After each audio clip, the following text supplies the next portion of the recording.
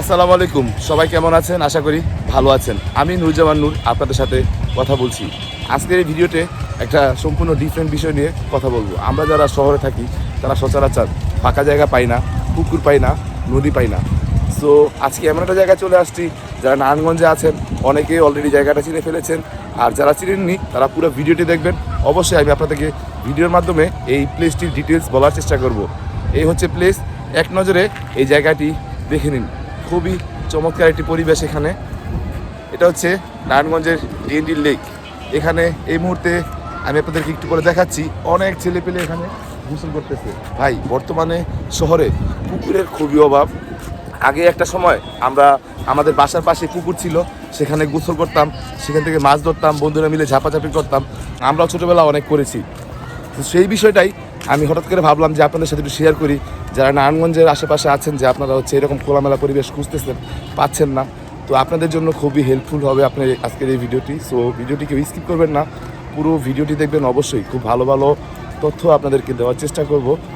সেই সাথে আপনাদেরকে ফিরিয়ে নিয়ে যাব সেই ছোটোবেলার শৈশবে, যেখানে আপনারা এরকম লাফালাফি ঝাপাঝাপি করেছিলেন। তো আসলে শৈশব সবারই ভালো হয়, শৈশবের স্মৃতি সবাই মনে রাখে, আর সবাই বড় হয়ে চায় আবার শৈশবে ফিরে যাই, কিন্তু আসলে তা কি আর সম্ভব হয়ে ওঠে? তা তো আর সম্ভব নয়, শৈশবে ফিরে যাওয়া সম্ভব নয়, জীবন একটাই। সো আপনাদেরকে দেখাচ্ছি, অনেক ছেলে পেলে এখানে গোসল করতেছে।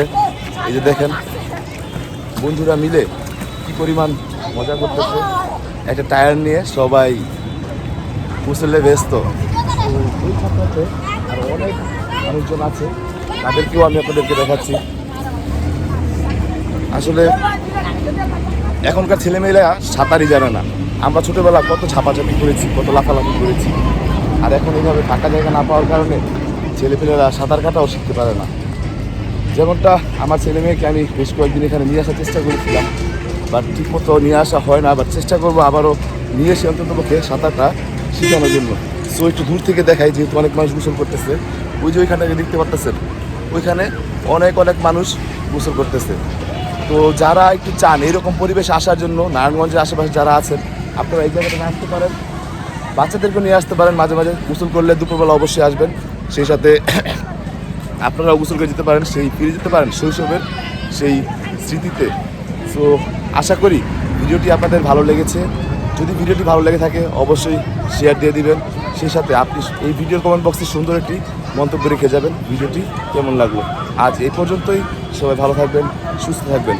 আল্লাহ হাফেজ।